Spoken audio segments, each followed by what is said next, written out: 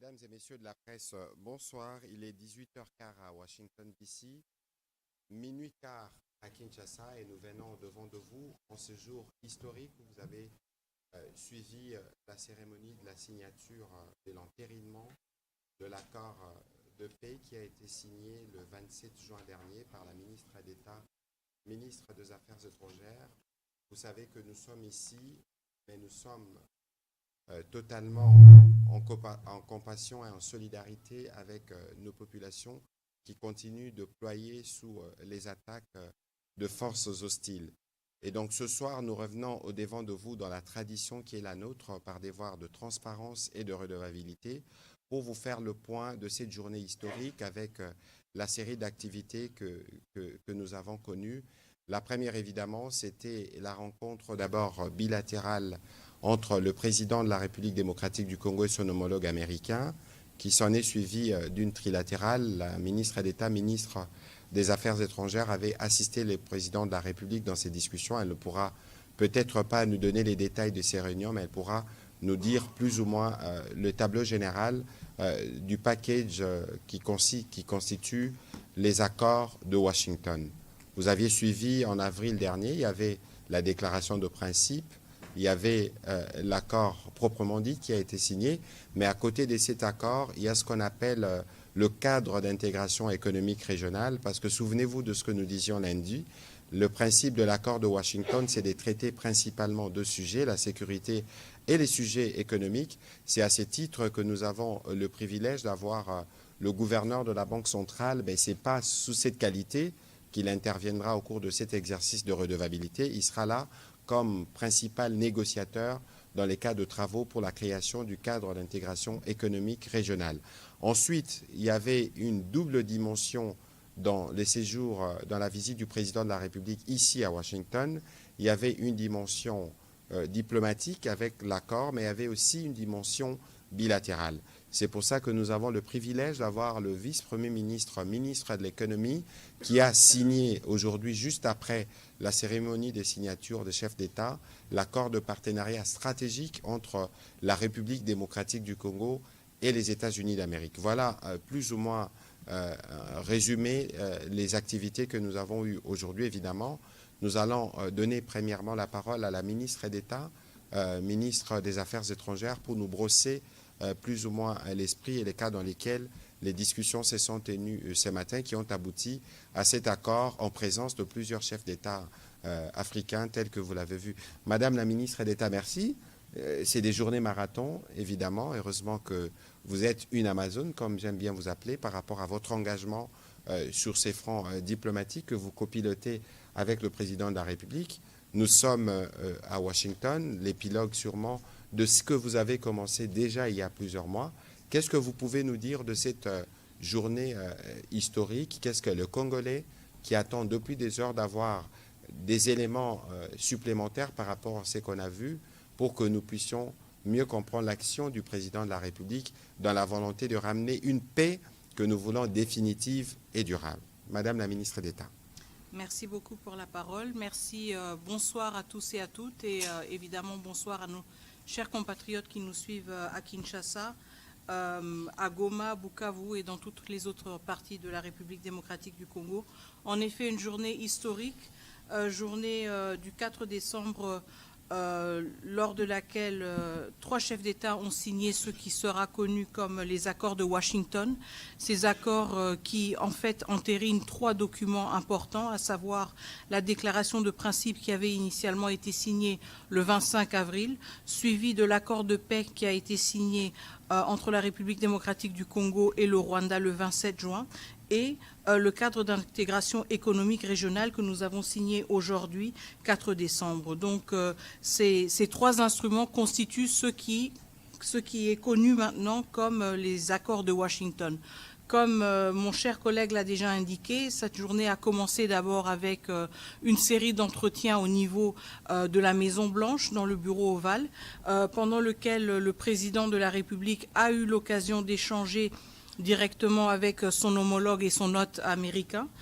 y compris justement sur le potentiel et la promesse, si vous voulez, de cet accord de Washington, mais aussi sur les perspectives d'un partenariat bilatéral renforcé entre les États-Unis d'Amérique et la République démocratique du Congo.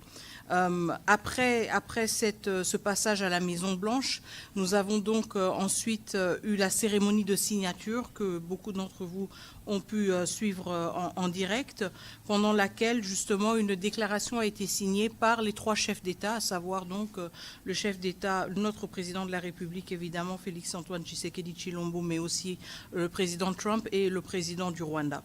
Et donc, avec cela, entre en vigueur, si vous voulez, l'accord de Washington. Je pense que ce qui est important à retenir aujourd'hui, c'est que cet accord englobe plusieurs instruments et reflète aussi une longue marche, si vous voulez, une longue séquence d'efforts diplomatiques qui n'ont pas commencé en avril, mais bien avant, à commencer par la résolution 2773 qui a été adoptée au niveau du Conseil de sécurité à l'unanimité et qui, si vous voulez, a jeté un peu la base sur toutes les perspectives vers une pacification durable de l'Est de la RDC, mais aussi de la région des Grands Lacs. Donc, nous savons qu'il y a beaucoup d'attentes par rapport à ces accords et comment ils vont prendre forme de manière concrète, évidemment.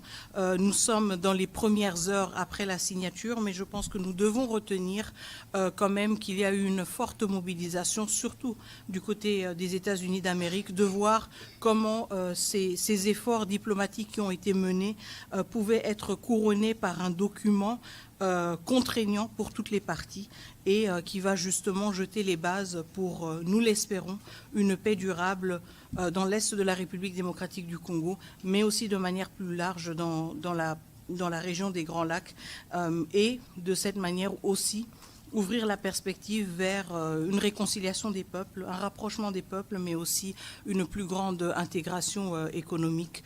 Mais nous savons aussi que tout cela se fera de manière graduelle, que tous ces efforts devront être bâtis les uns sur les autres, pas seulement parce que nous le connaissons, nous le savons de notre propre région, mais nous l'avons aussi appris dans d'autres régions. La paix se construit avec du sérieux, avec du temps, avec de la rigueur. Et ceci a été la posture de la République démocratique du Congo dès l'avènement du président de la République à la magistrature suprême. Et nous restons engagés dans cette logique. Merci. Voilà, merci beaucoup, Madame la ministre d'État, pour cette introduction. Je me tourner du côté du gouverneur Ouamesso, mais je rappelle que vous n'intervenez pas comme gouverneur de la Banque centrale du Congo, mais plutôt comme un des experts de la République démocratique du Congo, spécifiquement pour ce qui concerne le cadre d'intégration économique régionale. Vous savez tous, l'accord, j'en parlais tout à l'heure, l'accord du 27 juin avait principalement 2 points, la question de la sécurité, mais aussi la question économique. Et sur cette question économique, M. Ouamesso, beaucoup de choses ont été dites, notamment qu'on bradait nos minerais pour le Rwanda, mais la question principale, c'est qu'on veut ramener les développements, on veut ramener l'économie pour nos populations. Question, est-ce que la société civile a été consultée durant les travaux qui ont permis aujourd'hui la signature? Je rappelle que la ministre d'État a signé ce matin les documents qui créent formellement le cadre d'intégration économique régionale juste après l'activité des chefs d'État. Merci beaucoup, Monsieur le ministre. Permettez-moi de faire un petit rappel historique par rapport aux causes profondes de cette crise que nous connaissons. Cette crise a démarré pas parce qu'il y a eu un problème entre le Rwanda et le Congo, mais cette crise, les causes profondes sont économiques. À la fin de la guerre froide, il y a eu une volonté d'avoir accès aux matières premières qui servent aujourd'hui à ce qu'on utilise les téléphones portables, les ordinateurs et tout cela. Et il lui fallut à l'époque que le Zaïre puisse privatiser ces entreprises minières qui étaient essentiellement étatiques. Et vous savez que nous avons une conférence nationale souveraine où les deux grandes forces, même si elles étaient opposées politiquement, je rappelle, donc l'Union sacrée, conduite par le docteur Étienne Tshisekedi, et la mouvance présidentielle, ont toutes les deux, ces grandes forces, refusé la privatisation, même s'ils étaient opposés politiquement. Et c'est ainsi qu'il y a eu, pour permettre l'accès à nos matières premières de la part de l'Occident, la création d'une troisième voie. Et cette troisième voie, malheureusement, n'a pas pu prendre politiquement au sein du pays. Et comme il y avait un impératif de pouvoir accéder à nos ressources, c'est comme ça qu'il y a eu un blanc-seing qui a été donné au Rwanda et à l'Ouganda pour nous envahir. C'est ça la raison fondamentale de la crise qui a déchiré notre pays durant pendant les 30 années passées. Et donc, il fallait aussi le résoudre par un volet économique.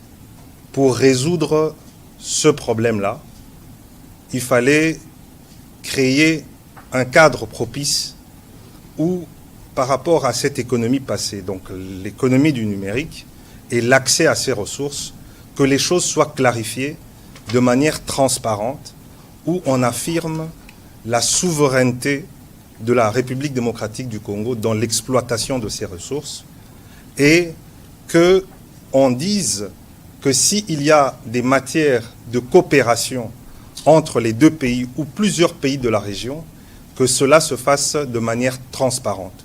D'où ce cadre d'intégration économique régionale, qui, au fait, repose essentiellement sur ce qui a été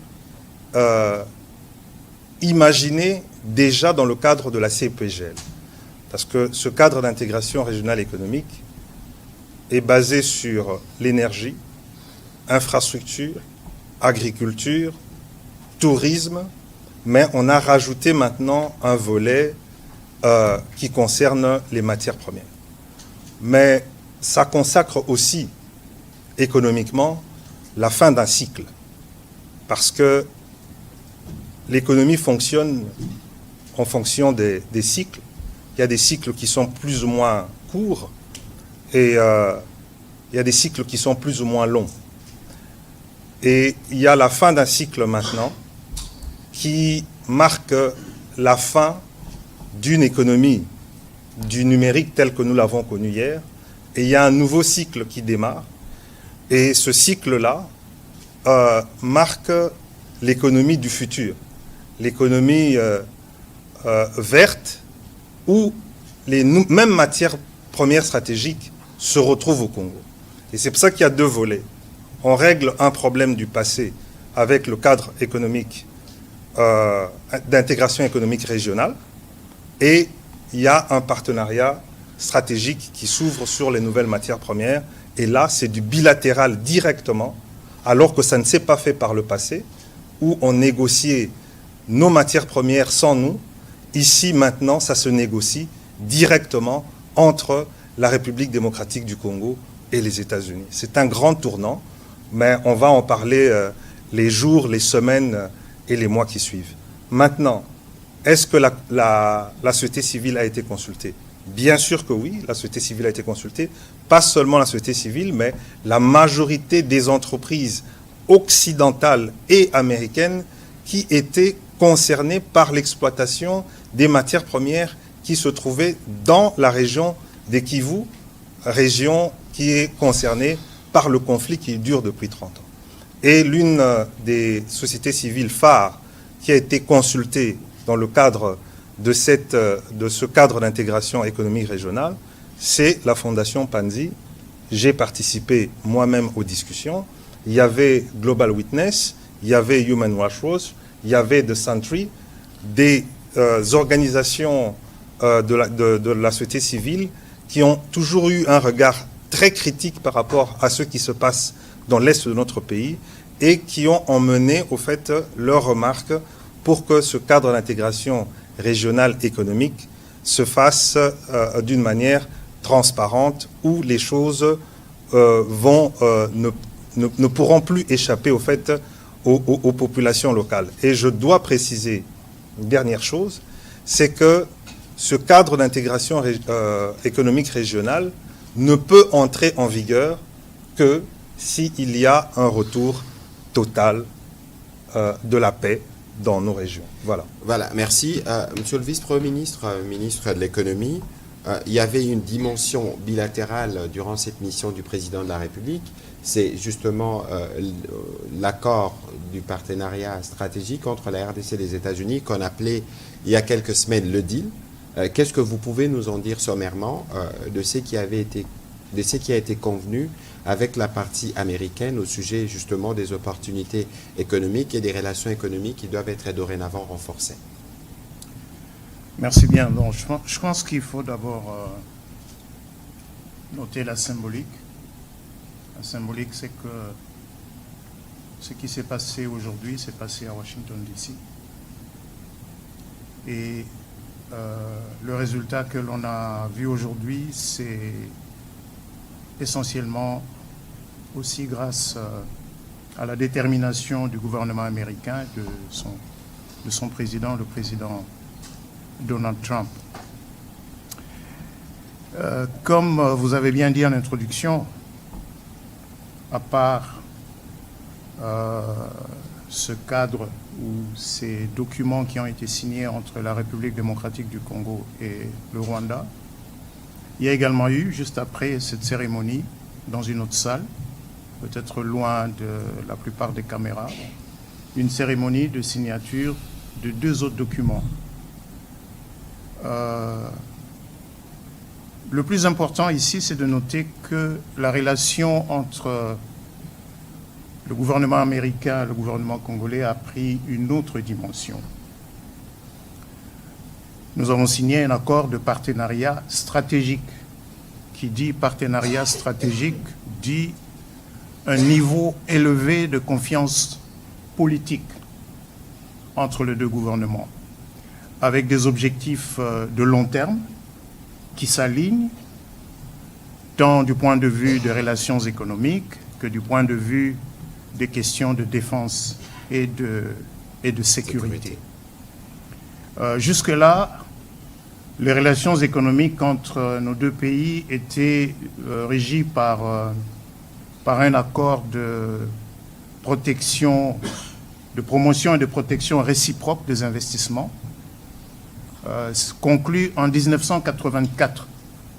Donc on va donc dire qu'on est passé d'une catégorie à une autre, parce qu'on est aujourd'hui des partenaires stratégiques sur les questions économiques et de commerce, sur les questions de défense et de sécurité, sur des questions de sciences et de technologie, sur également des questions institutionnelles et de gouvernance.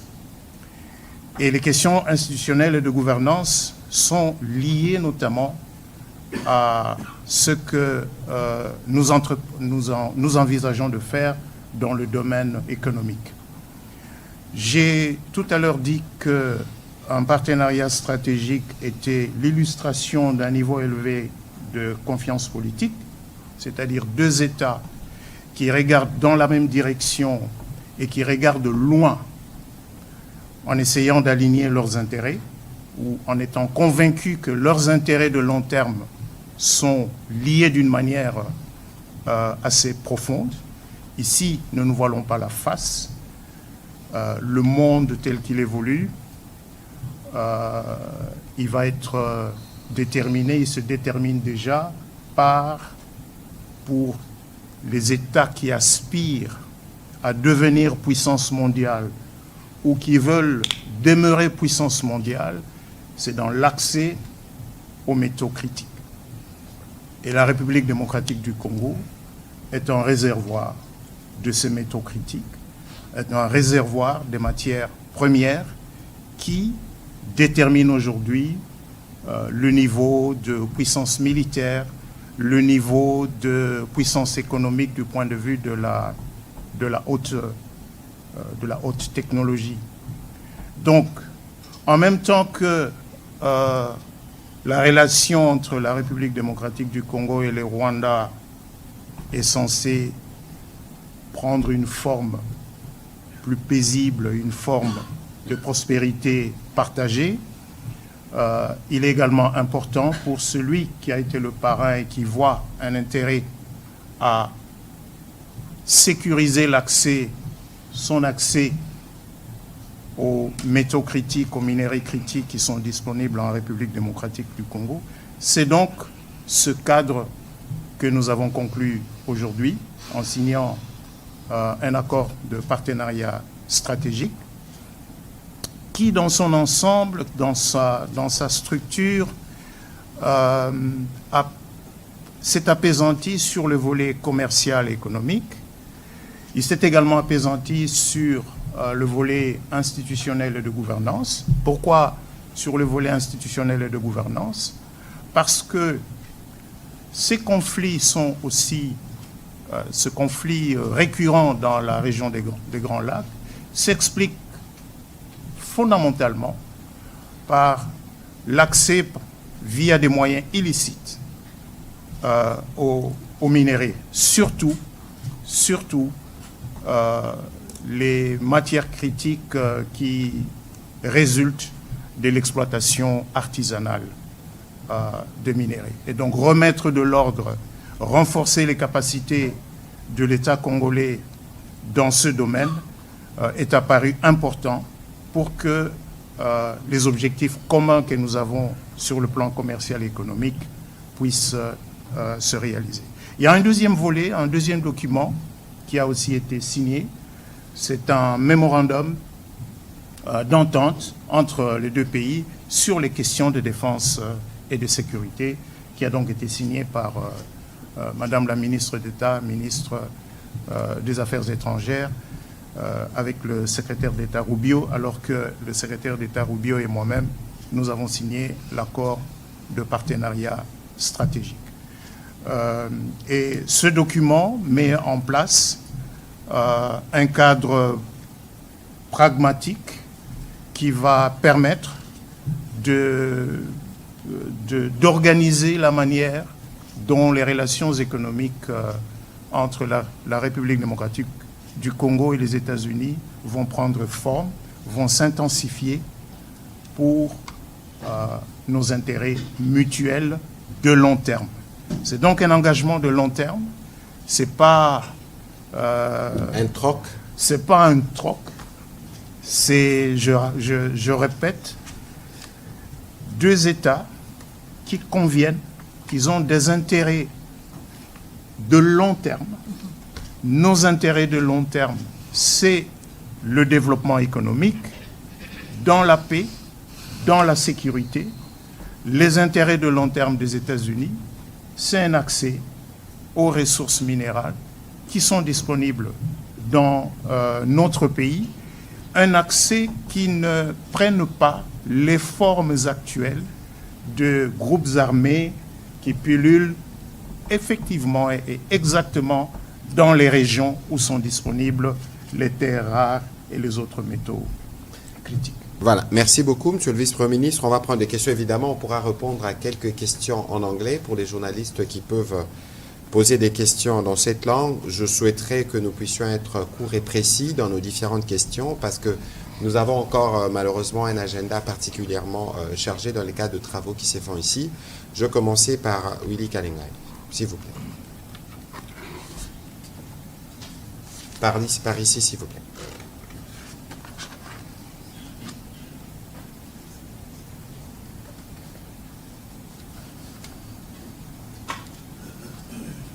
Merci pour la parole. Monsieur le membre du gouvernement, deux textes majeurs ont été signés aujourd'hui.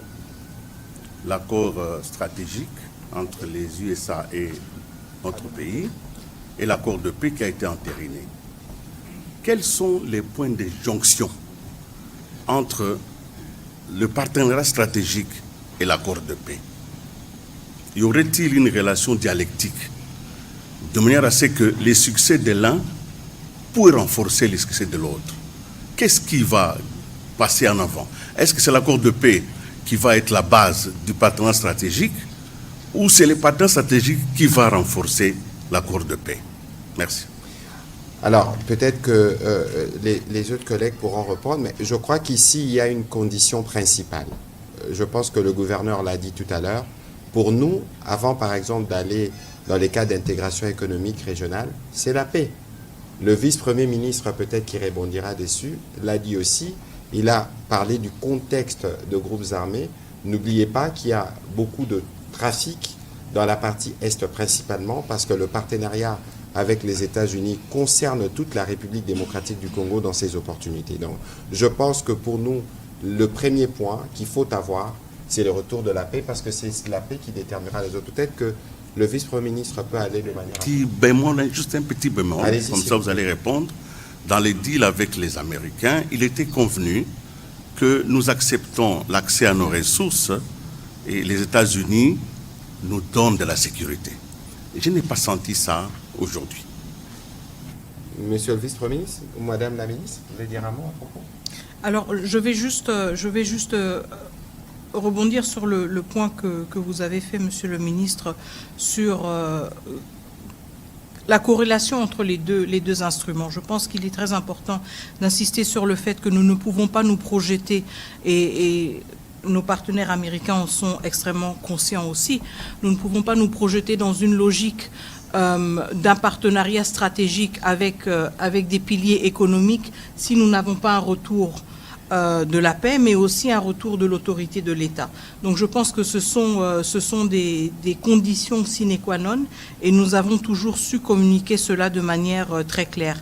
Maintenant, quand vous parlez de ce qui était prévu dans le deal, alors je vais juste vous encourager peut-être à vous pencher sur les documents et sur les textes tels qu'ils ont été adoptés aujourd'hui. Je pense qu'il y a eu beaucoup de spéculations ces derniers mois, ces dernières semaines sur ce fameux deal. Maintenant que nous avons franchi ce cap, il y aura certainement beaucoup plus de clarté sur ce qui est prévu. Évidemment, nous sommes aussi conscients que certains éléments ne peuvent pas toujours être divulgués et discutés de manière détaillée et ouverte, mais le vice-premier ministre, ministre de l'économie nationale a été déjà assez clair. Nous avons signé aujourd'hui 2 instruments bilatéraux importants, un qui porte sur le partenariat stratégique, mais un deuxième, justement, un mémorandum d'entente qui porte sur les questions de coopération dans le domaine de la défense et de la sécurité. Donc, je pense que le décor est planté. Peut-être que maintenant que certains de ces textes sont disponibles, il sera plus facile d'enrichir la lecture des uns et des autres et d'aller au-delà des spéculations qui ont été quand même alimentées de manière tout à fait compréhensible ces dernières semaines pour mieux comprendre ce qui est prévu. Mais je laisse peut-être aussi la parole au VPM qui va certainement pouvoir compléter cela. Merci. Merci, Mineta. Mais laissez-moi peut-être commencer par un des documents phares qui a été signé aujourd'hui avec le Rwanda, donc ce cadre d'intégration économique régionale. Ce document a à sa fin une clause d'entrée en vigueur. Nous allons mettre en place ce cadre, mais pour que cela entre en vigueur, les conditions, c'est d'abord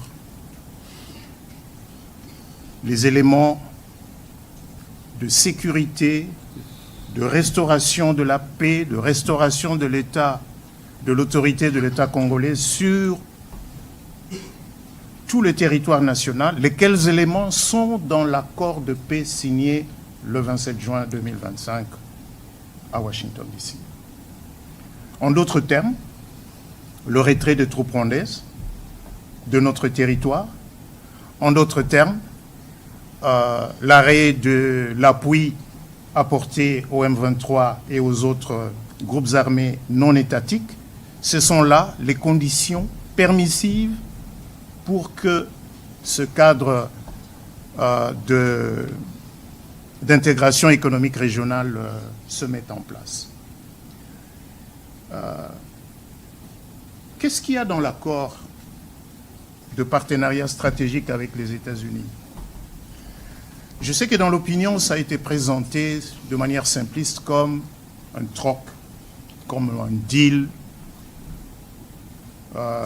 matière première contre sécurité. Non, ce n'est pas le cas. J'ai parlé des objectifs à long terme. L'accord dit clairement que, oui, il va y avoir un focus sur l'exploration, sur l'extraction, sur la transformation des minéraux critiques, mais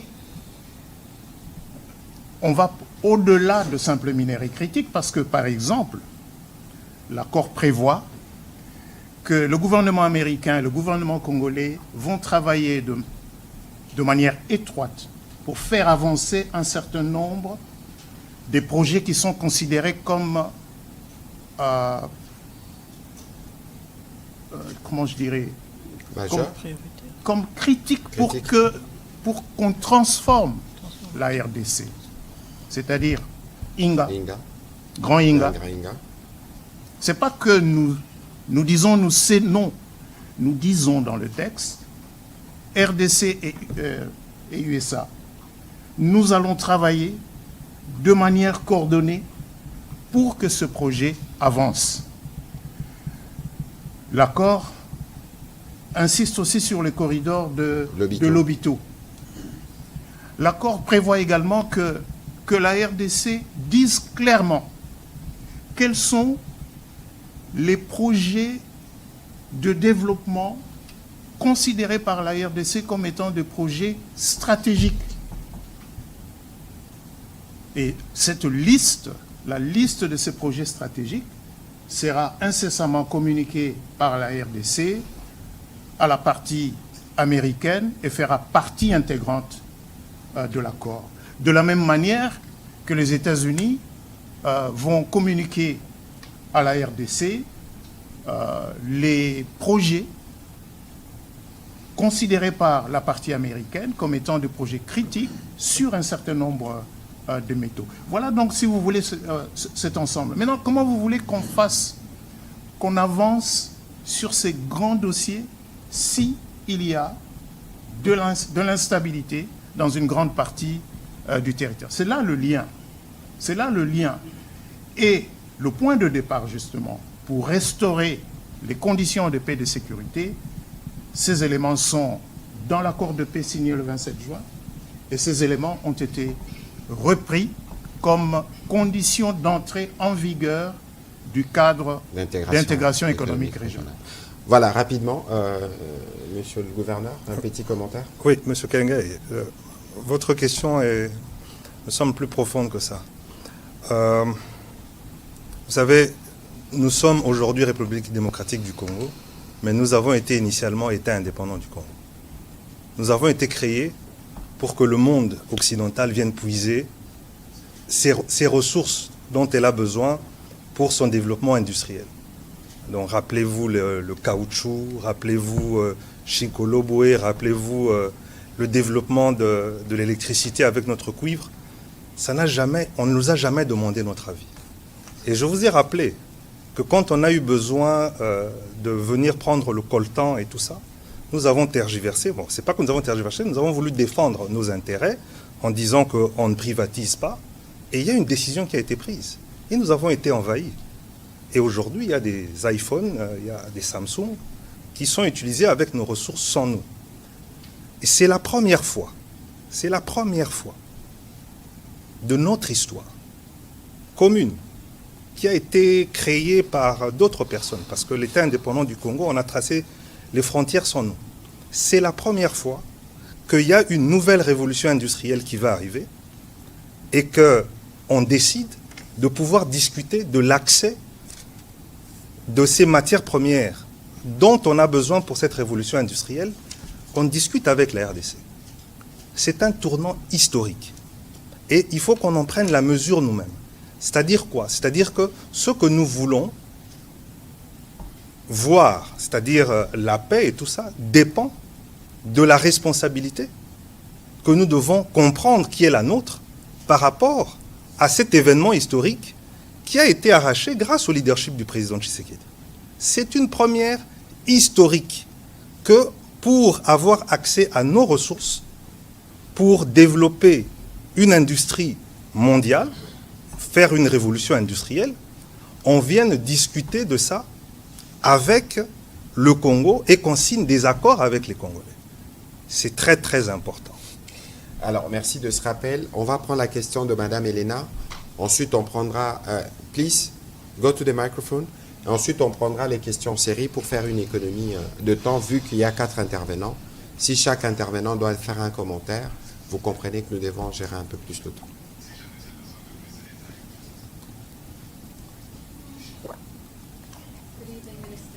Thank you so much for doing this.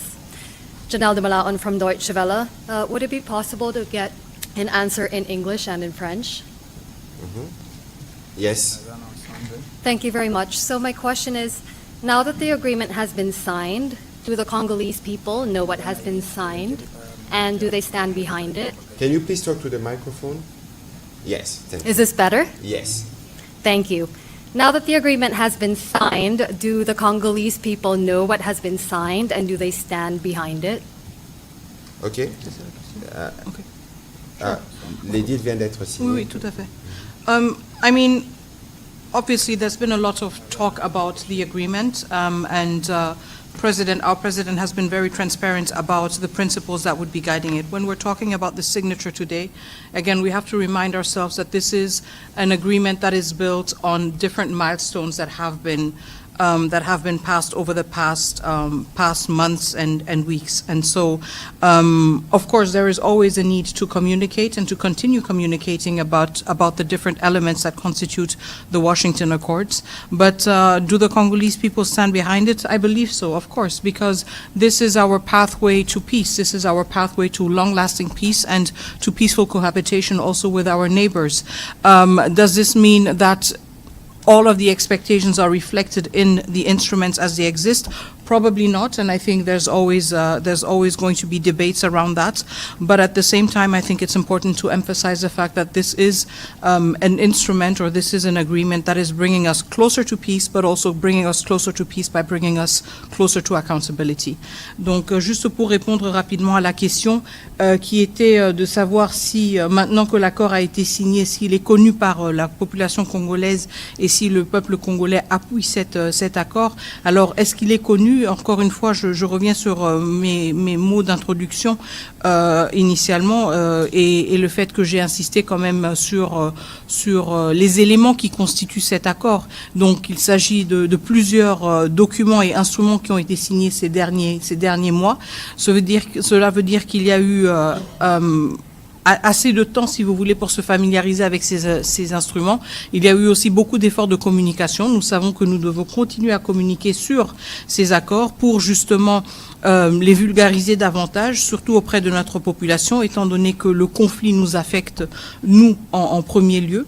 Est-ce que la population congolaise est satisfaite de ces accords? Je voudrais l'espérer, évidemment, étant donné que ces accords détiennent la promesse d'une paix durable dans notre pays, mais aussi dans la sous-région. Évidemment, je pense qu'il y a des éléments que certains auraient voulu voir dans les accords et qui n'ont peut-être pas vu. Je pense qu'il y aura toujours des débats, il y aura toujours des attentes qui n'ont peut-être pas été matérialisées, mais en même temps, nous devons nous rappeler que c'est un accord qui nous rapproche de la paix, pas seulement à cause des promesses et à cause des différents éléments qu'il contient, mais à cause du caractère contraignant qui le caractérise. Merci. Voilà, merci beaucoup. On va prendre la question.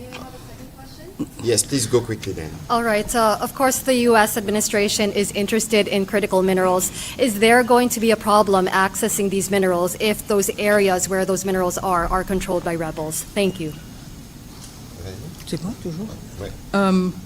I mean, obviously, again, we are emphasizing the correlation, and I think the Vice Prime Minister, Minister of Economy, was very clear about that. We are emphasizing clearly the correlation between economic opportunities and opening up opening up our landscape, if you want, to different investors and security and the ability to do so in certain areas. So there is a strong link between the two, and this is why we insist on building resilient and strong, robust strategic partnerships, but also partnerships that are cognizant of the complexity of the context. We cannot project ourselves in a future whereby partners can benefit or access our natural resources when issues such as the safety of our people are not addressed.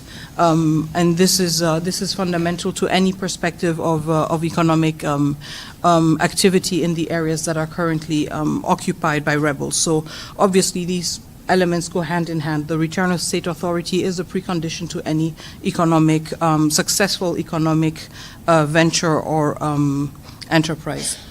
Ok, merci. On va prendre la question de Michael Cavana et puis je vais demander à Peter Tiani de se préparer. Allez-y, s'il vous plaît.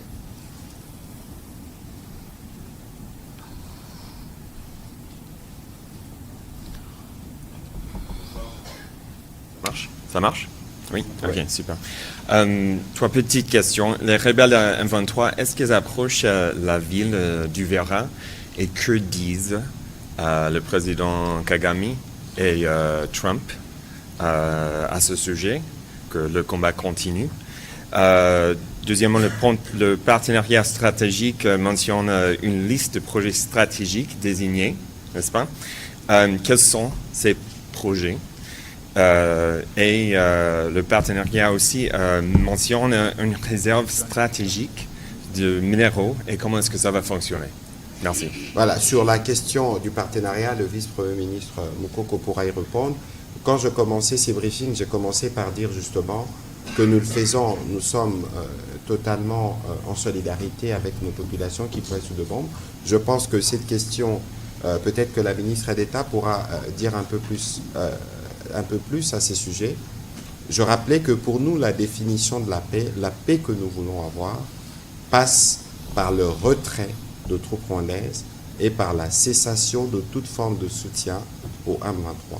Il est clair que les événements que nous avons notés ces derniers jours nous ont éloignés de la perspective de la paix qui est ressortie du 27 juin parce que des attaques ont été multipliées contre le civil. Et je pense qu'à l'occasion de la discussion qu'il y a eu avant que l'accord puisse être signé, le président Trump, évidemment, a eu l'occasion d'écouter le président Tshisekedi à ses propos. Peut-être que la ministre d'État peut nous faire un petit commentaire de ce qui a été, de cette question qui a figuré dans les entretiens, parce que vous avez suivi le président Trump lui-même dire qu'il y a, dans 72 heures, il doit y avoir des choses qu'on verrait sur le terrain. Madame la ministre d'État. Très bien, on ne va pas entrer évidemment dans les détails, si vous voulez, des entretiens entre les chefs d'État, mais je pense que la préoccupation est une préoccupation partagée, certainement entre la République démocratique du Congo et les États-Unis d'Amérique. Nous voulons l'espérer aussi du côté du Rwanda, de voir que la situation sur le terrain se transforme, si vous voulez, ou s'adapte assez rapidement aux réalités diplomatiques que nous avons pu observer aujourd'hui. Donc, quand il s'agit de la situation au Sud Kivu, évidemment, nous l'avons suivi, nous continuons à la suivre avec vigilance, mais nous sommes aussi conscients justement des mots que le président Trump lui-même a prononcés à la fin de la cérémonie aujourd'hui, quand il a été interpellé par une de vos collègues justement sur ce qui allait se passer maintenant que les accords avaient été signés et que la réalité sur le terrain était quand même encore caractérisée par de la violence. Je pense qu'il était aussi très clair en exprimant son attente que assez rapidement les choses devraient changer sur le terrain. Donc évidemment, nous parlons d'engagement entre trois États et vraiment au sommet de ces États. Et des engagements fermes, je pense une détermination ferme aussi à voir comment les choses peuvent rapidement changer et nous le suivons avec intérêt. Nous savons que du côté de la République démocratique du Congo, nous n'allons ménager aucun effort pour que les choses se transforment ou changent assez rapidement sur le terrain. C'est quelque chose à suivre et je pense que nous devons retenir que tout le long de ce processus, nous sommes maintenant arrivés à un point où il s'agit de chefs d'État qui prennent la parole, plus de ministres, chefs d'État qui engagent, et je pense que nous avons une attente tout à fait légitime qu'à ce niveau de décision, il y ait des changements rapides au niveau du terrain. Voilà, Monsieur le Vice-Premier ministre, je rappelle que l'accord de partenariat stratégique est déjà public, donc les gens peuvent le consulter. Vous parliez tout à l'heure de Lobito, vous parliez de Inga. Il y a une question spécifique qui est revenue sur, il y a une liste de projets qui est annexée. Je pense que vous y avez déjà plus ou moins répondu. Oui, effectivement. Il faut noter que l'accord de partenariat stratégique a mis en place un dispositif qui va vraiment donner de la cadence à cette relation. D'abord, il prévoit qu'un comité de pilotage conjoint va être est créé. Il est créé dans l'accord. Sa composition est définie dans l'accord de deux côtés, avec deux coprésidents. Du côté américain, le département d'État, et du côté congolais, ça va être le ministre le plus préséant entre les 4 ministres qui ont donc été identifiés, dans l'accord. Et sur la question des projets stratégiques du point de vue de la RDC, laissez-moi dire que Inga et Lobito ressortent comme des pans à part,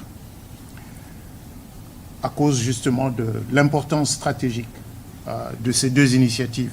Mais l'accord prévoit que la RDC communiquera via le comité de pilotage conjoint la liste de projets stratégiques. Quand on parle de projets stratégiques ici, il ne s'agit pas nécessairement de projets dans le secteur minier.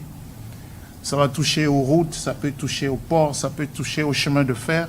Il va revenir au gouvernement de la RDC d'identifier ces projets stratégiques et de les communiquer. De la même manière, l'accord prévoit également que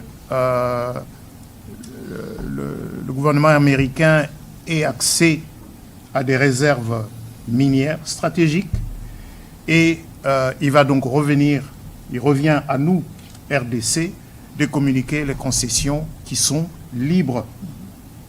Les concessions qui sont libres, et la liste de ces concessions sera communiquée toujours via le comité de pilotage conjoint. Et l'accord a bien défini quand est-ce que ce comité se met en place, avec quelle cadence il va travailler, de manière à ce que l'accord ne soit pas lettre morte, mais qu'il vive dans le long terme, parce qu'il n'a pas été conclu uniquement pour régler un problème de court terme. Il a vraiment été conclu pour bâtir une relation de long terme entre les deux pays. Voilà, merci. On va prendre les questions de M. Peter Tiani, puis on prendra 3 ou 4 pour terminer, parce que nous avons d'autres engagements. Vous allez prendre votre question, mais s'il vous plaît, nous irons par une question. Ce serait une étape comme ça, on en prendra les maximums. Allez-y, s'il vous plaît. Merci, Monsieur le Ministre. Peter Tiani, pour le compte de Perfect Télévision. Je vous félicite d'abord, vous remercier pour l'exercice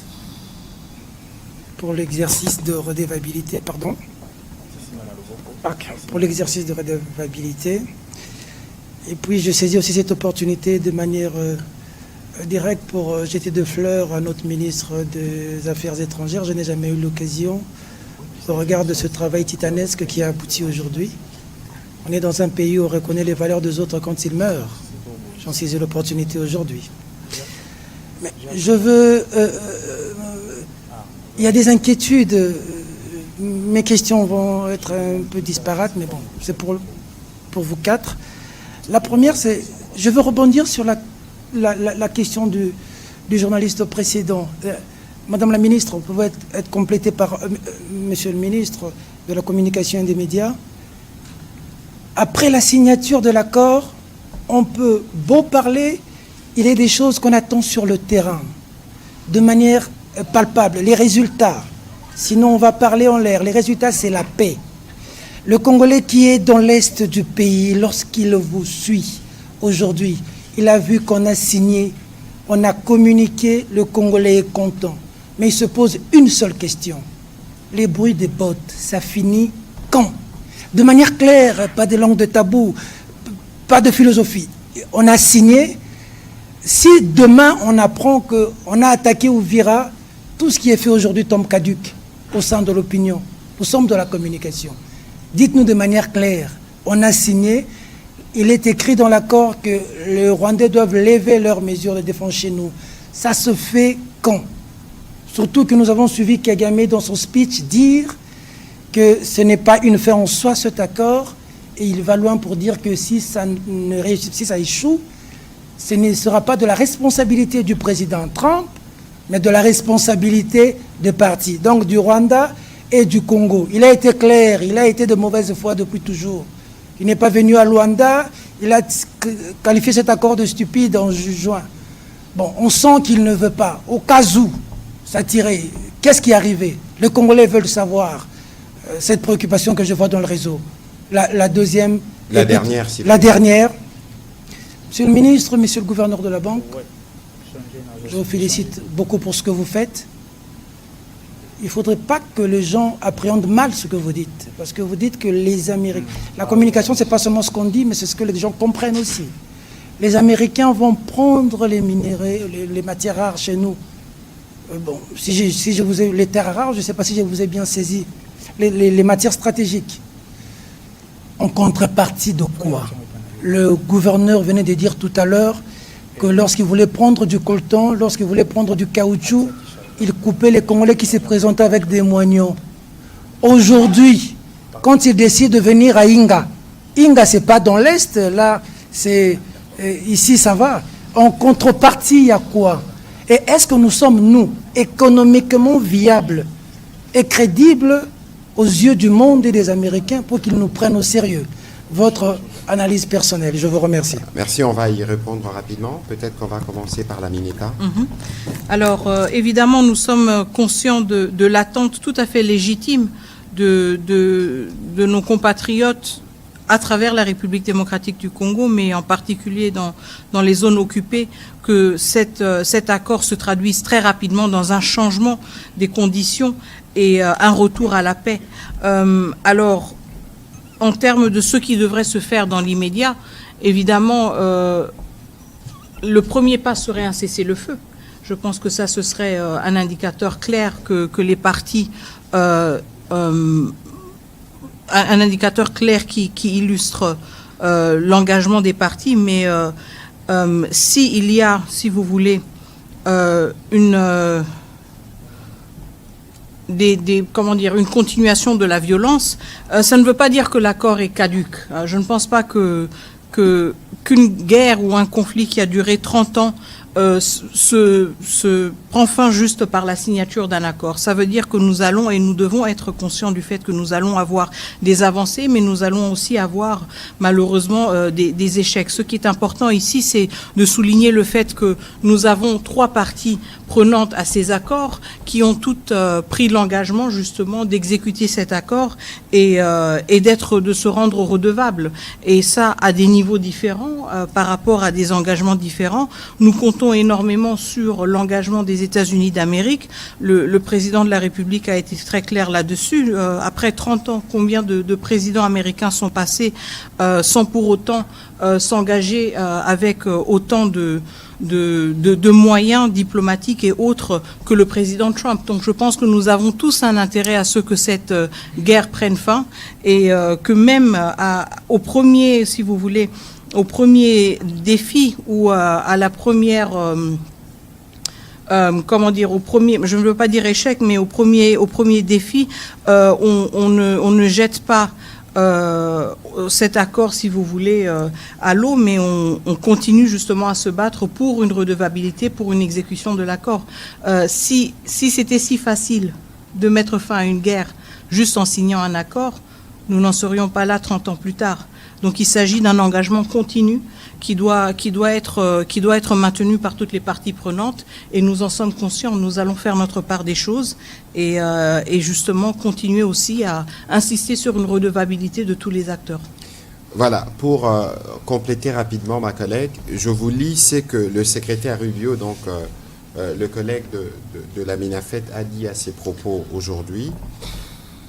Il y aura we have an agreement. Nous avons un accord et l'accord doit vivre. l'accord doit être implémenté. Vous pouvez signer un accord, signer des documents, mais vous devez être sûr que cela s'applique. Comme dans toute guerre, dans tous les conflits, la route vers la paix, vous pouvez avoir des up and down, donc des hauts et des bas, et il y aura des stop and the start. Et puis il rajoute, il dit, mais maintenant, nous avons un engagement au plus haut niveau de 2 gouvernements avec les chefs d'État sur des questions spécifiques qui doivent arriver. Maintenant, nous devons nous assurer que ces choses arrivent. Nous sommes engagés sur chaque étape qui va nous conduire à ces résultats. Ça veut dire que nous connaissons, ne nous voilons pas la face. Nous connaissons l'attitude belliqueuse du président rwandais. Je pense aujourd'hui, ça ne sert à rien de le répéter, même le médiateur américain est au courant. Et donc, il y a eu un engagement qui a été fait en présence d'autres témoins, des chefs d'État qui étaient là. Et donc, on va voir dans les jours qui viennent. Parce que pour nous, l'engagement pour la paix, les présidents de la République, là, depuis le premier jour. Monsieur le vice-premier ministre, sur les aspects sur lesquels vous devez réagir, et les gouverneurs, très rapidement. Je pense que je voudrais d'abord demander à mon cher Tiani d'effacer rapidement la notion d'un simple deal. Parce que je crois que votre question part de cette hypothèse. Je répète, c'est un partenariat stratégique, c'est dans le long terme, c'est des intérêts mutuels, convergents des 2 pays, des 2 États. Et même s'il y a un focus sur les mines, mais le document le dit à plusieurs endroits que ce qui se fera dans le strict respect des lois des 2 États. En ce qui nous concerne, dans le domaine minier, nous avons un code minier. Lequel code minier dispose que ce que nous faisons aujourd'hui, c'est-à-dire l'exportation des produits bruts, ce n'est pas ce que prévoit le code minier. Le code minier prévoit que les produits doivent être transformés. Et l'une des contraintes à la transformation, c'est le déficit en électricité. Ce n'est donc pas étonnant que Grand Inga ressorte dans ce document comme étant, et d'ailleurs, quand vous lirez le document, vous verrez que Grand Inga vient comme étant la toute première grande initiative pour la RDC, mais également pour la région, parce que Grand Inga, ce n'est pas seulement pour la RDC, Grand Inga, c'est aussi pour une bonne partie de l'Afrique. Et il y a effectivement aussi cette volonté des entreprises américaines à investir davantage. Est-ce qu'elles sont en République démocratique du Congo? Oui, elles sont en République démocratique du Congo. Est-ce qu'elles veulent investir un peu plus? Oui, elles veulent investir un peu plus. Juste après la cérémonie de signature, j'ai personnellement pris part à la Chambre de commerce des États-Unis aujourd'hui, cet après-midi, avec le ministre rwandais des Affaires étrangères et le sous-secrétaire d'État américain, à une discussion organisée avec les grandes entreprises américaines qui vont d'ailleurs organiser au mois d'avril de l'année prochaine un forum sur l'investissement responsable. L'idée étant d'ouvrir un peu plus l'espace de la RDC aux investissements américains, mais cela doit se faire dans un environnement de paix, de sécurité et de bénéfices mutuels entre nos 2 pays. Donc, regardez cet accord de partenariat stratégique comme un instrument pour la transformation de la République démocratique du Congo pour le long terme. Voilà, merci. Un petit commentaire et puis nous prendrons peut-être une ou l'autre question pour la ministre d'État qui sera obligée de nous laisser pour d'autres engagements. Monsieur le gouverneur. Je ne ferai pas de commentaire par rapport à ce que vient de dire le VPM. Je crois qu'il a tout couvert. Mais par rapport à la première partie de votre question, je voulais juste rajouter un petit commentaire. Cet accord est signé à Washington. Et je pense que ce soit la République démocratique du Congo ou bien que ce soit le Rwanda, personne ne voudra décrédibiliser les États-Unis d'Amérique par rapport à son implication pour cet accord de paix. C'est tout ce que je voulais rajouter. Voilà, on va prendre les questions de Siméon Isako. On va y arriver, s'il vous plaît. S'il vous plaît, s'il vous plaît. On va s'assurer que les questions qui sont posées, si c'est celles qui sont destinées à la ministre d'État, elle peut y répondre parce qu'elle doit aller à d'autres engagements. Monsieur Christian Lusakweno, vous avez une question pour la ministre d'État? Allez-y, s'il vous plaît. Comme ça, on sera en mesure de les prendre. Ma question à la Mineta, comment expliquez-vous cette attitude de méfiance du président Félix Tshisekedi pendant les déroulés de cet événement alors que c'était un moment d'échouement? Très bien, merci beaucoup. Alors, vous adressez votre question à la ministre des Affaires étrangères. Je suis chargée de la diplomatie, pas de la lecture du body language. Donc, je ne vais pas m'étaler sur des spéculations. Je pense que ce que nous devons retenir aujourd'hui, ce sont les actes concrets qui ont été posés, à savoir la signature de l'accord. Je ne vais pas m'étaler sur une spéculation sur le body language qui peut être interprété d'une manière ou d'une autre. Donc, je pense que nous devons nous concentrer sur l'essentiel de la journée. Et c'est justement la signature de cet accord, y compris aussi la signature des accords bilatéraux et ce que cela représente pour notre pays. Merci. Voilà, Monsieur Lusakweno, et puis on prendra la question de Monsieur Noré de ce côté. Venez déjà avancer, s'il vous plaît. Bonjour à tous, bonsoir. Après avoir vécu depuis 30 ans cette guerre, en 1998 j'étais à Lusaka, et tout ce qui s'en est suivi, alors je vous parle du dialogue intercongolais, de Sun City, du dialogue global et inclusif de Pretoria, entre Congolais où l'implication du Rwanda était notable, du style des conseils que Paul Kagame a récemment donné à ceux qu'il soutient, du M23, s'il était eux. Deux questions pour vous, Madame la Ministre. Que va-t-il advenir de cet accord si le M23 pas concerné ne bouge pas? Deuxième question. Quand vous signez au mois de juin l'accord, votre homologue rwandais déclarait pas de retrait des troupes rwandaises sans neutralisation des FDLR.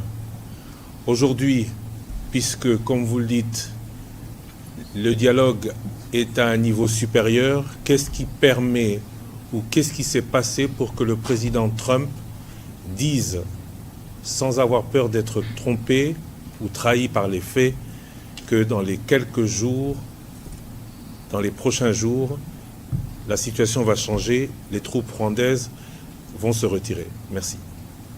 Alors, qu'est-ce que nous allons faire si le M23 ne bouge pas? Bon, je pense que, encore une fois, le M23 en tant que groupe est assez connu. Nous savons quelles sont les ramifications de ce groupe. Nous savons d'où est-ce qu'il détient les ressources et les capacités qui lui permettent d'opérer de la manière dont il opère. Donc, s'il n'y a pas de changement concrètement par rapport à la situation, nous allons aussi savoir qui sont les acteurs qui ont un rôle à jouer, qui ont une influence et qui ont refusé, si vous voulez, d'exercer cette influence. Quand vous regardez l'accord qui a été signé le 27 juin, il y a aussi justement des engagements pris par tous les États signataires de ne plus fournir un appui quelconque aux groupes armés.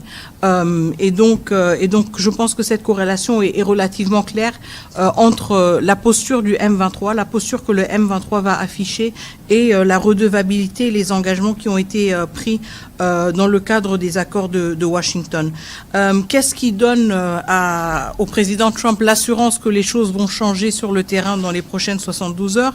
Écoutez, je ne fais pas partie de l'équipe du président Trump, je ne fais pas partie de ceux qui lui indiquent quels sont les leviers qu'il pourra activer, mais encore une fois, je pense que le fait que nous ayons ayons franchi ce cap très important avec la signature au niveau de chefs d'État de ces engagements, des engagements qui prévoient justement très clairement une concomitance entre le retrait des troupes rwandaises et la neutralisation des FDLR.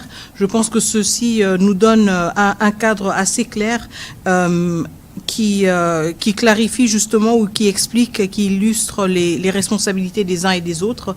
Et il en revient au président Trump et à son équipe de savoir quels sont les leviers potentiels ou existants qu'ils veulent activer pour accélérer les choses ou pour rendre leur rôle de facilitateur peut-être plus percutant.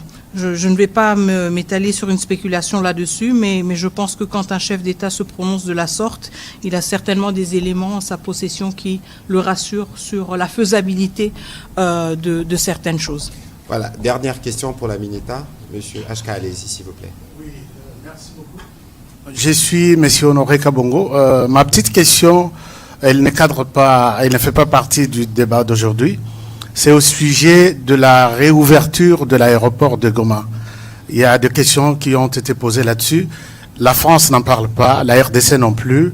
Est-ce que nous avons abandonné les dossiers ou il y a quelque chose d'autre qui se prépare? Pour d'autres questions, je crois, les collègues ont déjà posé la question. Merci beaucoup. Merci.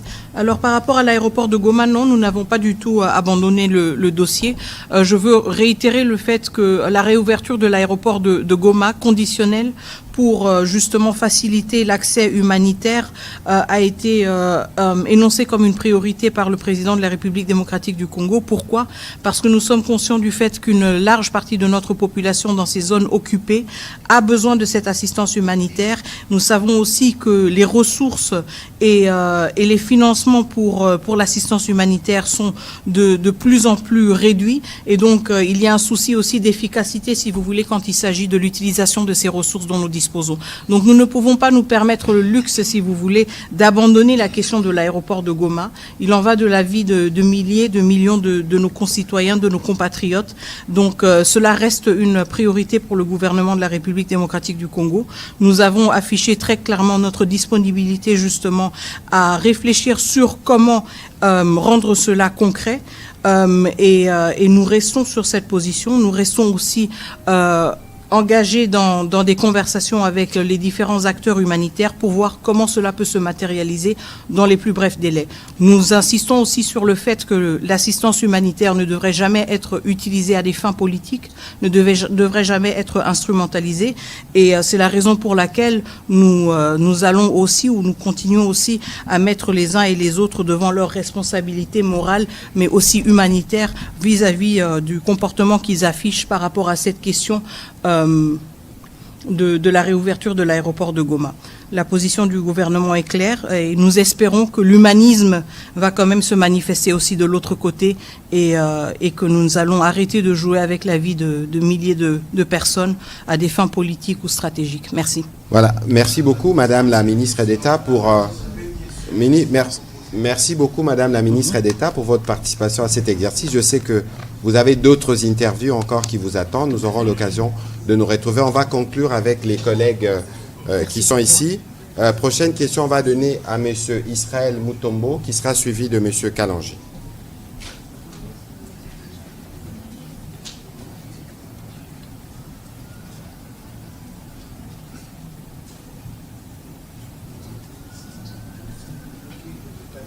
Parole, Monsieur le ministre de l'Économie.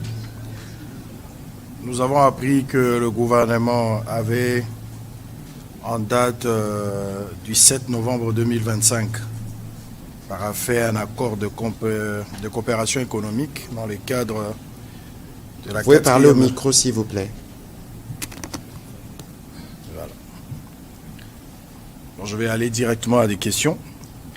Monsieur le ministre, hormis les zones d'intérêt commun, telles que le lac Kivu, avec le gaz et autres activités y afférentes, qu'est-ce que la République démocratique du Congo peut attendre de l'exploitation conjointe des ressources rwandaises? La deuxième... Vous dites de l'exploitation conjointe de? Je disais, hormis les zones d'intérêt commun, telles que le lac Kivu avec le gaz et autres activités y afférentes, qu'est-ce que la République démocratique du Congo peut attendre de l'exploitation conjointe de ressources rwandaises? Deuxième, avec le développement du corridor de Lobito, quel rôle pourra jouer le Rwanda dans la chaîne de valeur de matières premières congolaises dès lors que le produit ne passeront pas par l'océan Indien, mais plutôt par l'Atlantique et sans l'intervention de ces pays? Pour terminer, cet accord économique qui nous lie est signé pour combien de temps et les dividendes prévisionnels Les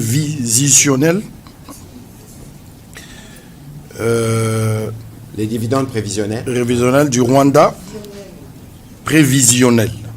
Rwanda peuvent être estimés à combien?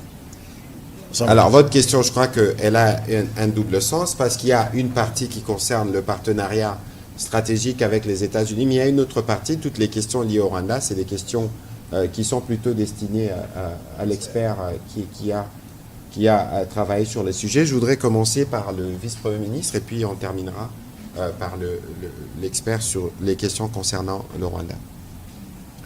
Bien, je pense que j'étais moi-même un tout petit peu perdu parce que je voyais qu'il y avait à la fois des aspects liés au cadre d'intégration économique régionale et d'autres liés donc à l'accord de partenariat stratégique, bien qu'il y a des liens, bien sûr. Hein. Il y a des liens entre les deux. Mais est-ce qu'il n'y a pas de collaboration entre la République démocratique du Congo et le Rwanda au moment où nous parlons?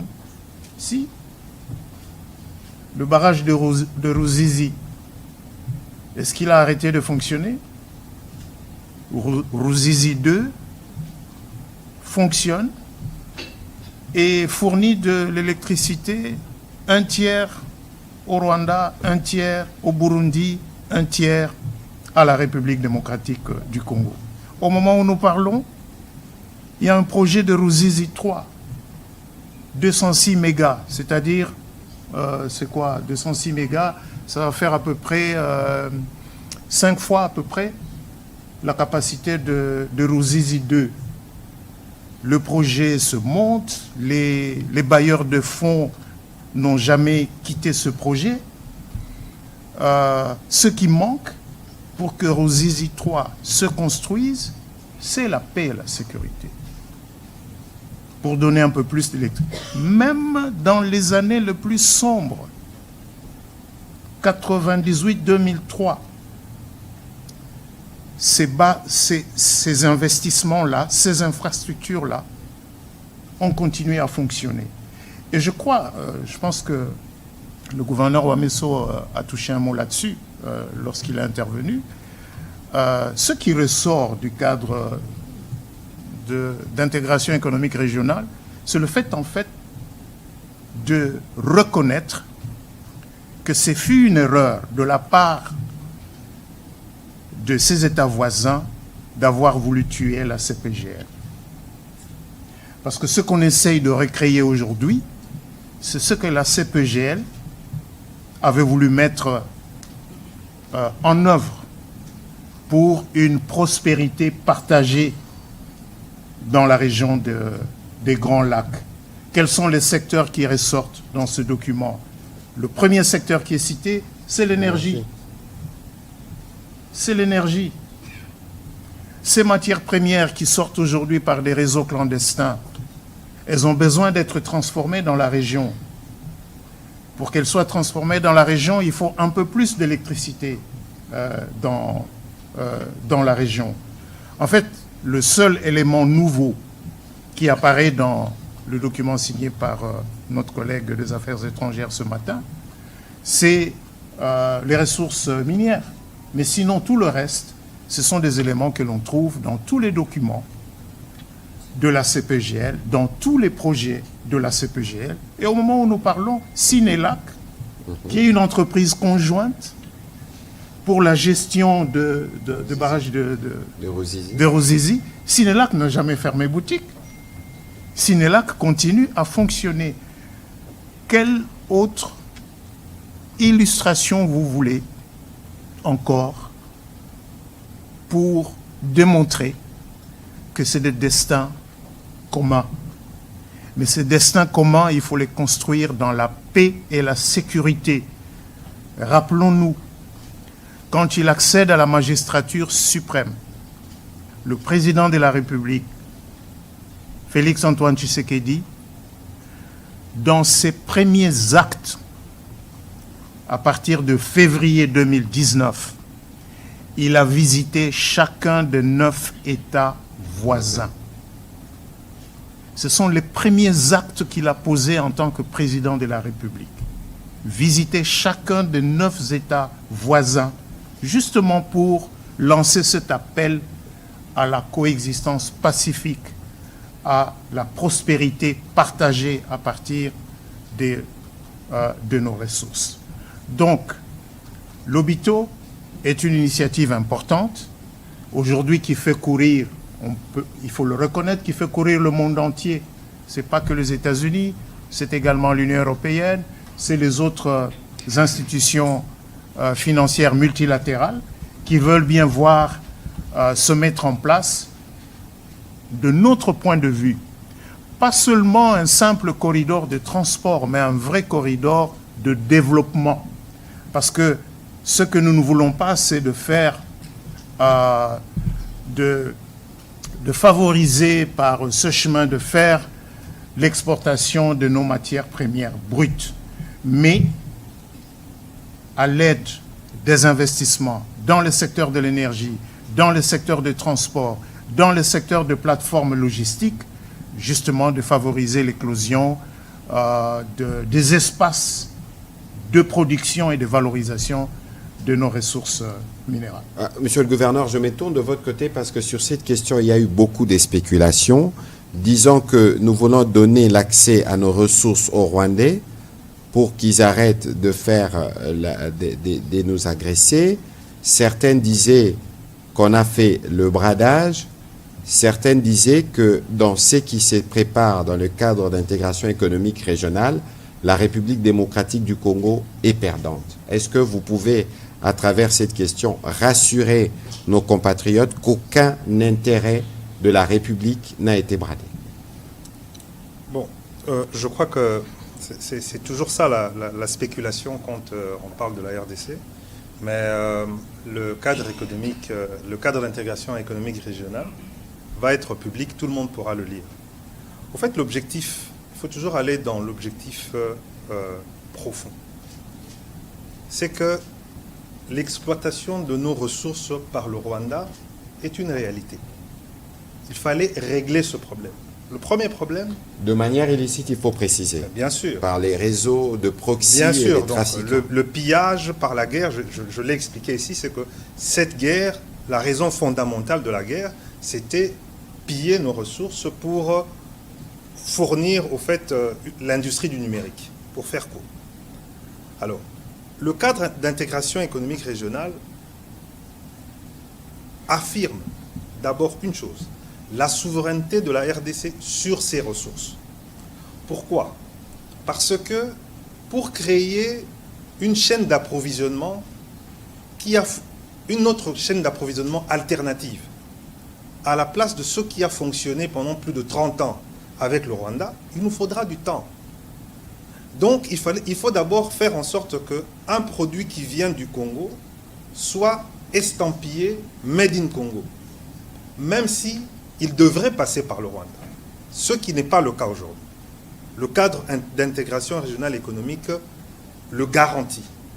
Deuxième chose, on garantit à chaque pays de pouvoir développer lui-même ses propres industries minières, de pouvoir transformer chez lui. C'est garanti. Et on dit ceci, si les deux pays trouvent des zones ou bien des terrains d'entente pour des développements communs, ils peuvent le faire. On ne dit pas qu'ils doivent mutuellement travailler mutuellement, non. Ce n'est pas une obligation, c'est écrit noir sur blanc. s'ils ont ils trouvent des opportunités de développement commun, ils peuvent le faire. On ne peut pas le refuser. Puisque, encore une fois, avant 45, entre 40 et 45, vous ne pouviez pas dire aux Allemands et aux Français qu'ils pouvaient faire des projets communs. Après, ils ont fait tout ce qu'ils ont fait ensemble jusqu'à faire l'euro. Donc, on ne peut pas préempter de ce qui va arriver dans l'avenir. Mais il faut le construire aujourd'hui. Et donc, c'est pour cela qu'on protège ce cadre de travail, mais en affirmant notre souveraineté sous on va dire, l'umbrella des États-Unis. Deuxième chose, pourquoi on insère l'Obito dedans? D'ailleurs, ça ne venait pas de nous, je dois vous dire ça, c'était un souhait des États-Unis. Pourquoi? Parce que les voies d'évacuation naturelles des produits qui iraient par le Rwanda, c'est par où? C'est l'océan Indien. Et l'océan Indien, c'est où? C'est la Chine. Donc, il fallait faire en sorte que dans l'intérêt des Américains, qui sont les parrains de ce cadre d'intégration régionale économique, qu'on puisse avoir la possibilité de pouvoir développer une chaîne d'approvisionnement qui passe par l'Ouest. Parce qu'on ne sait jamais, les terres rares, c'est le Maniema. Et il y a un projet de route ou même de chemin de fer qui quitterait le Katanga, qui remonterait jusqu'au Maniema. Et il y a un projet de route qui descendrait par de Bukavu, Uvira, Kalemi, pour descendre aussi vers le Katanga et rejoindre le corridor de l'Obito. Donc c'est inverser la tendance, faire en sorte que le Kivu, qui est quand même riche en richesse, ne soit pas tourné vers l'Est, mais aussi vers l'Ouest. Donc vous comprenez la logique, mais je le redis encore. Tout ceci ne pourra fonctionner qu'avec notre sérieux. C'est quand nous allons nous montrer des partenaires sérieux. Et moi, je le dis vraiment sans langue de bois. Ils ont expérimenté pendant 30 ans une coopération sur nos matières premières avec le Rwanda. Ça a fonctionné. Vos iPhones ici, vos Samsung, le coltan vient de chez nous, ça passe par le Rwanda, mais ça approvisionne les usines qui produisent les téléphones portables qui sont vendus au monde entier, y compris à nous les Congolais. Donc si nous voulons entrer dans un partenariat stratégique sérieux avec les Américains, il faudrait qu'on se montre sérieux nous-mêmes et que nous puissions, comme on dit ici, we need to deliver. Nous devons montrer que nous sommes capables de pouvoir approvisionner les chaînes, approvisionner de manière optimale, les approvisionner de manière optimale en matières premières stratégiques dont ils ont besoin pour leur économie. Maintenant, je veux revenir à ce que vous avez dit par rapport... Les sérieux, c'est ce que nous mettons avec le président. Est-ce qu'on va venir puiser? Je crois que le VPM a répondu de manière... mais non, ça sera, comme dit le président, du win-win. C'est-à-dire que vous venez avec votre entreprise, vous avez un gisement et vous allez respecter le code minier et vous allez faire des joint ventures, quitte à le faire avec Gécamine ou avec Sakima, ou avec... Ça va vraiment fonctionner de manière... Et ça sera tout à fait transparent. Et vous savez, la transparence, c'est d'abord quelque chose qui est lié à l'éthique des affaires au niveau des États-Unis. Tout va être publié. Vous avez vu tout ce que nous avons signé. Puisque ça a été signé aujourd'hui, il y a une obligation légale. Avant 17 heures, tout était rendu public. Donc, tout va être transparent. Et je voudrais finir par autre chose. Dans le cadre d'intégration régionale économique avec le Rwanda, vous savez qu'il y a les normes de l'ITIE dont ils n'étaient pas... ils n'ont jamais voulu... Voilà, ils n'ont jamais voulu accepter l'ITIE. Mais dans le cadre de ces négociations, nous les avons obligés. Pourquoi? Parce que avec la signature de se conformer à l'ITIE, ils doivent faire un effort supplémentaire de traçabilité qu'ils ne faisaient pas. Vous savez qu'ils prenaient les matières premières en RDC, ça arrivait au Rwanda et ça entrait dans du packaging et c'était estampillé. Alors que maintenant, avec le processus de l'ITIE,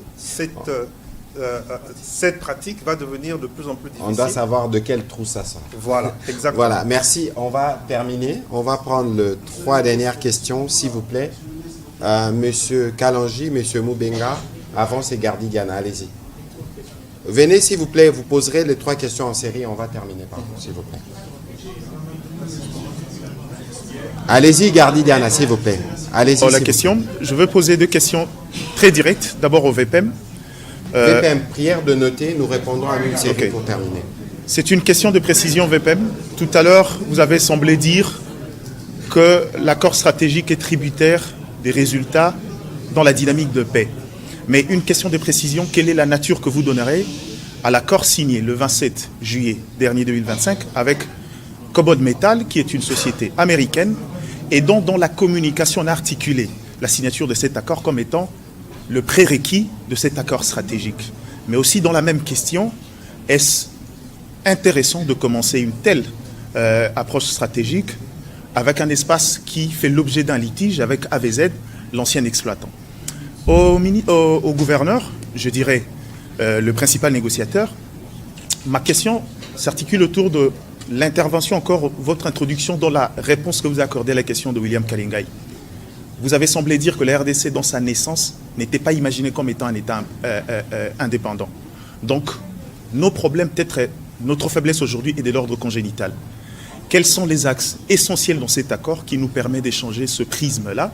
Et est-ce qu'aujourd'hui, il y a quelque chose qui change pour que le monde, qui nous voyait comme une simple réserve, puisse changer son regard également sur l'évolution de cet État? Merci. Monsieur Kalanji, s'il vous plaît. Voilà, bonsoir tout le monde. Pour aller vite, tout droit au but, ma question a 2 volets. La première, vous avez très bien parlé, j'ai saisi, mais je m'inquiète un peu. Est-ce que vous avez... Did you have a timeline? J'ai compris que tout ce que vous avez dit était vrai, mais vous n'avez pas donné les limites. Quand est-ce que vous allez dire, bon, le Rwanda, nous vous donnons 3 mois, 1 mois, 6 mois pour libérer le Congo. Si vous ne quittez pas dans ce temps-là, voici les punitions qui vont tomber sur vous. Parce que quand vous dites qu'il y a la pression américaine, et comme le gouverneur l'a dit, il y a quand même cette crédibilité américaine. Oui, la crédibilité, on peut mettre la pression pendant 5 ans, 10 ans, 15, 20 ans. Et le Rwanda, nous connaissons leurs habitudes, ils risquent de refuser toujours de partir, et nous serons toujours en train de... Oh, on va parler, on va parler. Moi, je pense, si vous pouvez nous dire, est-ce qu'il y a un set time, when is it going to take for them to leave the Congo? C'est là, s'ils ne livrent pas de Congo, voilà les punitions que les États-Unis et le Congo vont implémenter sur eux. Voilà. Parce que nous connaissons Kagame. Deuxième volet. Maintenant, admettons qu'ils changent. Le Rwanda s'en va. Ils quittent le Congo, tout est calme, tout va bien. Ils partent dans 24 heures, comme Donald Trump l'a dit. Est-ce que vous pensez aussi que ça doit finir par là? Ils sont partis, c'est la paix du monde. Alors les 15 millions, 20 millions de morts congolais, y aura-t-il des punitions pour ce pays qui nous a détruits pendant 30 ans? Ou bien il n'y aura plus de punitions, ils vont chez eux, c'est la paix du monde, Jésus-Christ est vivant. Merci. Voilà. Merci, bien noté. Monsieur Moubenga, on termine par vous, s'il vous plaît. Merci pour la parole. Je m'adresse au gouverneur, qui est le principal négociateur. Dans ces deals ou dans ces partenariats stratégiques, parce que quand on parle de... Je ne suis pas le principal négociateur pour le partenariat stratégique. Ah, le partenariat stratégique RDC-États-Unis, c'est le vice-premier ministre, ministre de l'économie. Le cadre d'intégration économique régionale, c'est le gouverneur, mais ici, il intervient comme principal négociateur. Alors, je vais aller dans le cadre de l'intégration régionale. Nous voyons que, je ne sais pas si c'est une faiblesse, parce que autour de ces cadres d'intégration régionale, vous reposez peut-être votre argumentaire sur le fait que le Congo est sous-développé, il n'est pas équipé, il n'y a pas des infrastructures, et que chez les voisins ou les autres, on peut aller directement, il y a des raffineries au Rwanda, chez nous, il n'y en a pas, et nous pouvons prendre les minéraux chez nous et travailler de l'autre côté. Pendant... Oui, je ne sais pas si c'est... Allez-y, la question. Alors, ouais, je veux vous quel est les timings pour la RDC de pouvoir se reconstruire où se construire, avoir des raffineries et avoir l'électricité parce qu'il y a un déficit majeur avec Inga et tout ça. On ne peut pas attendre, les entreprises américaines veulent directement venir travailler au Congo. Quel est le temps que vous, en tant que gouvernement, vous avez prévu pour que cela soit possible? Et pour la deuxième question, avec les partenariats stratégiques, la Chine est aujourd'hui un principal partenaire de la RDC.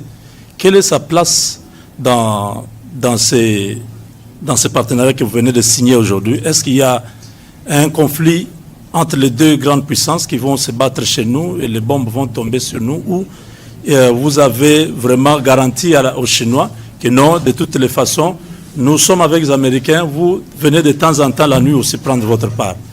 Voilà, merci pour vos questions. On va commencer. Allez-y alors, rapidement, Madame Rachel. Non. Au fait, c'est juste une petite question de précision, mais qui va compléter la question de mon collègue Kalonji. C'est sur la question des contraintes, le temps. Quand on lit l'accord sur la question, par exemple, du cadre d'intégration économique et régionale, il y a un deadline qui est donné dans cet accord. Après 3 mois après l'entrée en vigueur du présent accord, le cadre d'intégration économique régionale en plusieurs étapes sera défini dans un accord distinct. Vous avez l'accord, Monsieur le ministre. Il y a un délai qui est donné.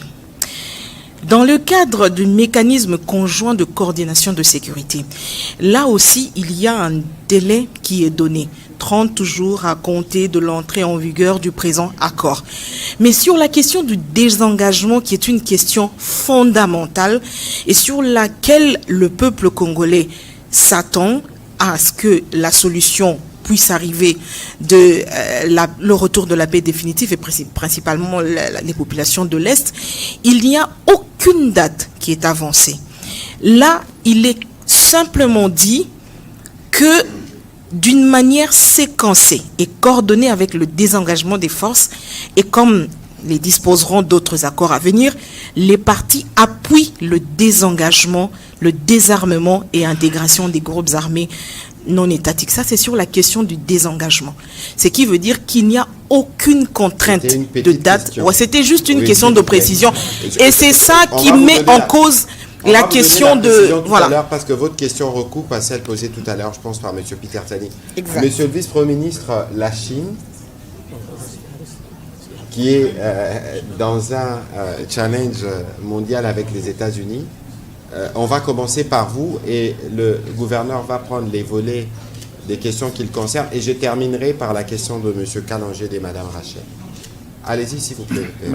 Je pense que nous n'avons pas signé un accord pour remplacer un partenaire par un autre. La position de la République démocratique du Congo, c'est que nous avons intérêt à diversifier nos partenariats.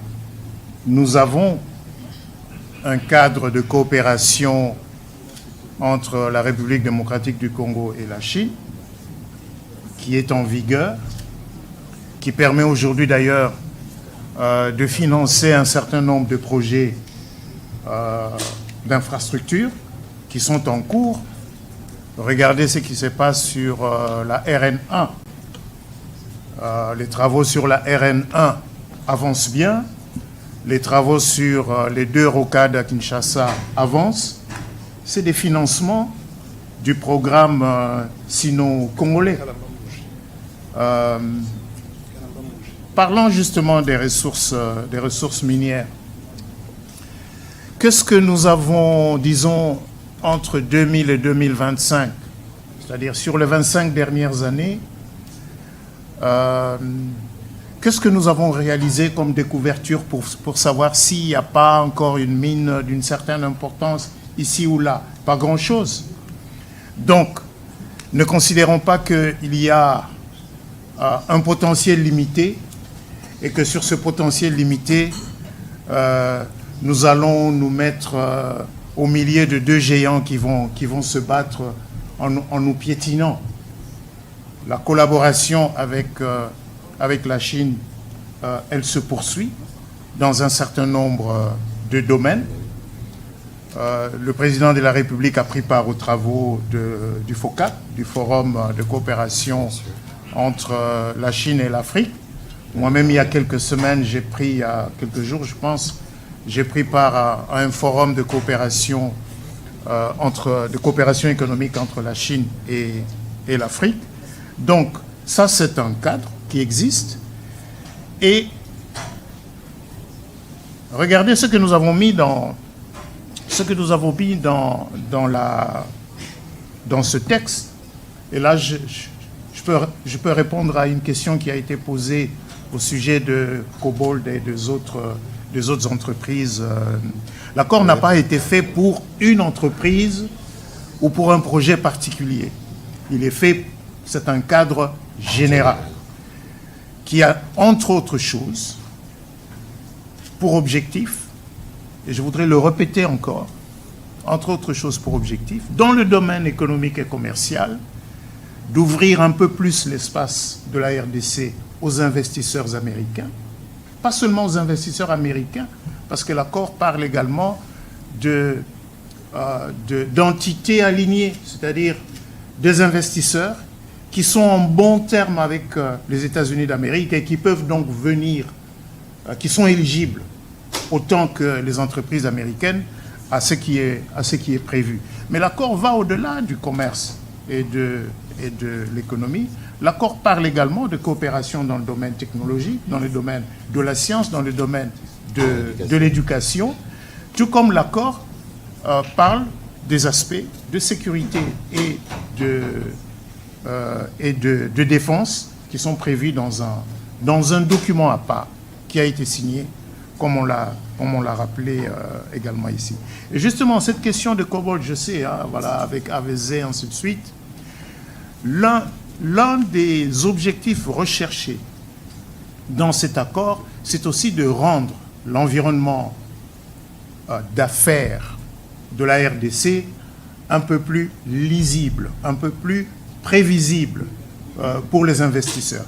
Et à cet effet, l'accord a prévu que, plutôt que de créer des incitations dans l'accord, les incitations aux investisseurs sont prévues dans une loi. Et nous allons utiliser une loi existante, la loi 13-005 de janvier 2014. Pour la petite histoire, c'est une loi qui avait été promulguée pour donner une assise légale au programme sino-congolais. Parce que c'est une loi qui fixe les facilités douanières, fiscales, parafiscales et de change pour les entreprises ayant conclu un accord de coopération avec la République démocratique du Congo. Donc, avec nos partenaires américains, on a convenu que c'est cette même loi qui va subir des amendements pour lui donner un caractère beaucoup plus global et prévoir dans cette loi des dispositions qui vont rassurer davantage les investisseurs. Je vous donne un simple exemple. Nous avons la loi sur la TVA qui prévoit que pour les miniers, la TVA remboursable doit être remboursée dans les 30 jours. En réalité, monsieur le gouverneur de la Banque centrale sait que nous traînons une enveloppe assez consistante de TVA devant être remboursée, mais qui n'est pas remboursée dans le délai, et cela met à mal la trésorerie de ces entreprises. Donc nous allons essayer de prendre en compte ces remarques, ces observations qui sont faites par nos partenaires pour amender la loi, de manière à ce que cette loi, de la même manière que le Code minier dispose d'un cadre unique qui rassure, qui stabilise le climat d'affaires au profit des entreprises qui investissent en République démocratique du Congo. Donc nous voulons offrir, mais il est évident, parce que c'est une loi, on ne va pas dire que c'est une loi qui est faite pour les entreprises américaines. C'est une loi qui sera faite pour toutes les autres entreprises qui veulent investir en République démocratique du Congo. Alors, monsieur le gouverneur, rapidement, pour ce qui vous concerne. Ok, je voulais juste faire une petite... rajouter quelque chose sur Cobalt Metals, parce que Cobalt Metals faisait partie des... on va dire des éléments de jugement que le gouvernement américain voulait tester par rapport à notre volonté d'aller dans ce partenariat stratégique avec eux. Je vous le dévoile aujourd'hui. Et nous avons trouvé une astuce. Nous avons dit, nous sommes en litige. La République démocratique du Congo est en litige avec AVZ, en arbitrage quelque part. Ce que nous on fait, c'est que si vous nous garantissez que vous allez régler ce litige entre Cobalt et AVZ, nous vous donnons l'accès au lithium. Et ça marchait. Ça veut dire que nous nous sommes retrouvés ici aux États-Unis, Cobalt, AVZ et les autorités américaines, et nous avons fait la proposition de la sortie de crise sur le lithium de Manono avec AVZ. Et ça a été accepté comme tel, et c'est comme ça que Cobalt, au fait, a signé ce partenariat qui lui donnait accès au lithium dans la partie sud de Manono, et continue, au fait, des discussions qui ne concernent plus la République démocratique du Congo avec AVZ. Donc c'était, comme on dit, un proof of concept. On a montré que nous étions sérieux dans ce domaine, et ça fait que les choses ont pu s'accélérer. Je voulais juste faire ce petit commentaire parce que c'est des choses que parfois les gens ne voient pas, mais c'est comme ça que les choses se sont passées. Alors vous avez parlé de l'État indépendant du Congo. Justement, c'est un anachronisme parce que indépendant, nous ne l'étions pas, mais c'était plutôt indépendant pour les autres. Et c'est ce que je disais. Pendant toutes ces années, à chaque fois que, à la faveur d'une révolution industrielle, le monde marchand, je n'aime pas appeler ça le monde capitaliste, puisque les Chinois ne le sont pas, mais ils font partie du monde marchand, a eu besoin de nos matières premières, ils se sont passés de nous. Ils sont venus, ils ont puisé, ils sont partis. Et le dernier cas en date, c'est en 1996. Ils sont venus, ils ont puisé, ils sont partis. Et ça a duré comme ça 30 ans. Et on nous a dit que non, vous avez des problèmes politiques, hein, qu'il faut vous rassembler, c'est un problème congolo-congolais. On nous a dit que c'était un problème d'intégration d'une communauté. On nous a dit... Mais la réalité, ce n'était pas ça. La réalité, c'est l'accès à nos ressources. Et une fois qu'on l'a compris, c'est-à-dire qu'il faut qu'on sépare ce qui peut concerner nous, les Congolais, en tant que nation, qu'on le traite à part. Et c'est ça que le président de la République fait maintenant. Il dit, les problèmes politiques, ça peut exister. Mais la crise qui est celle du Kivu, telle qu'on la connaît là, l'origine, ce n'est pas du tout un problème politique. C'est un problème d'accès à nos ressources, et nous allons le traiter à la racine. On va traiter à la racine avec qui? Avec le patron du monde occidental, avec les États-Unis d'Amérique. Tout simplement. Tout simplement. Et c'est comme ça qu'on a cet accord à Washington. Et ça marque un tournant parce que pour la première fois, et je le dis encore, c'est pour la première fois que pour discuter de l'accès à nos matières premières stratégiques, on discute avec nous-mêmes. On vient discuter avec nous. Alors que ça n'a, je vous ai montré historiquement que ça n'a jamais été le cas.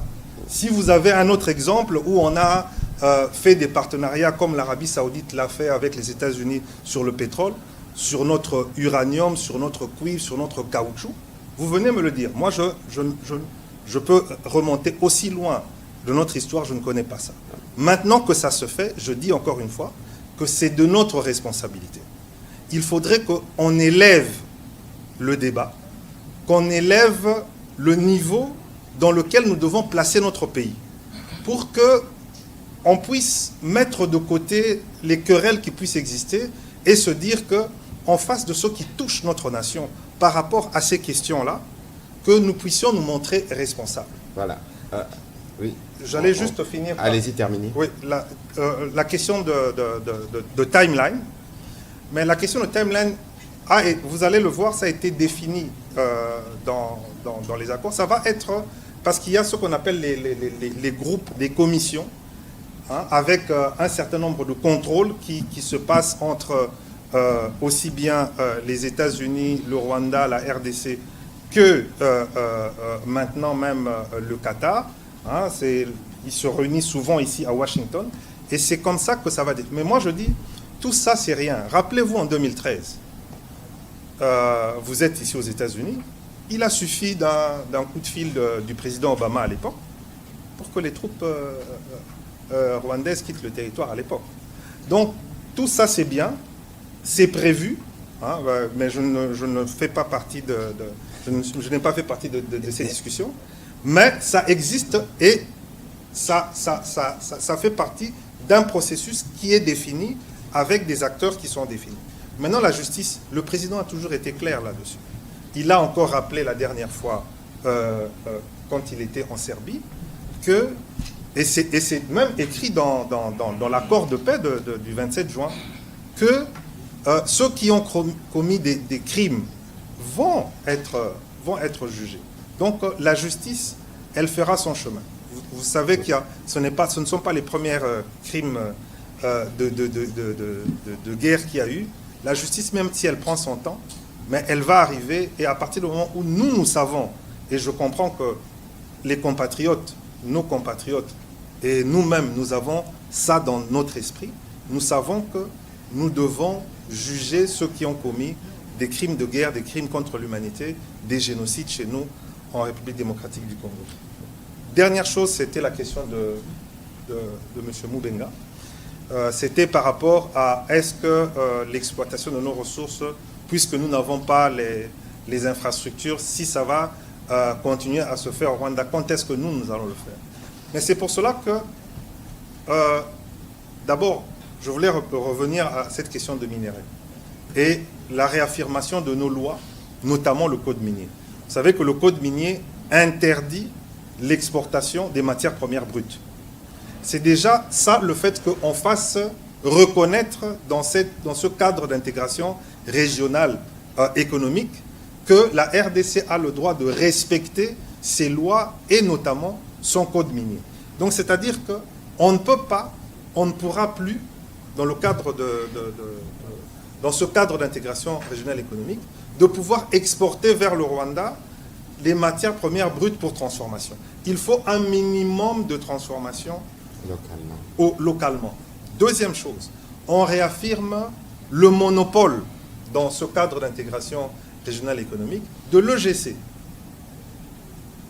puisque c'est l'entreprise générale du cobalt et on a élargi le champ des matières premières concernées par l'EGC. Donc ça veut dire que pour pouvoir l'exporter, il faut passer par l'entreprise nationale qui est responsable de ces matières premières artisanales. Et ensuite, nous avons aussi la RECOMS, qui est l'autorité des régulations.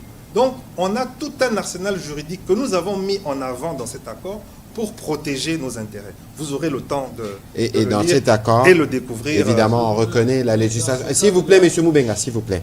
S'il vous plaît, s'il vous plaît, s'il vous plaît, s'il vous plaît. Nous sommes en train, ce n'est pas un échange. Vous avez posé vos questions. Il prend le temps de vous répondre. S'il y a d'autres préoccupations, il peut continuer parce que c'est une conversation qui ne va pas se terminer. Nous avons pris beaucoup de temps parce que les matières étaient énormes, par souci de transparence pour éviter des zones d'ombre. Ceci dit, on ne va pas épuiser tous les sujets. Donc, je souhaite que vous puissiez garder vos questions pour les discussions qui Même en aparté. Hein, même en aparté. Bon, j'ai vu qu'il y a M. Katunda qui voulait poser des questions aussi. Mais je crois que les questions qu'il a soulevées sur les mémorandums sur la sécurité ou encore sur l'accord de partenariat stratégique ont déjà plus ou moins trouvé les réponses par le vice-premier ministre. On pourra continuer dans le couloir. Mais ici, parce que nous devons terminer, je dois rappeler, comme M. Kalonji posait la question tout à l'heure, quelqu'un me disait, en définissant la stratégie diplomatique du président Trump, que c'est la paix par la force. Alors, je ne voudrais pas aller, je n'étais pas évidemment dans les réunions de ce matin, mais vous avez vu que lorsqu'il répondait à cette question, il a donné des nombres de jours. Madame Rachel est revenue sur l'accord.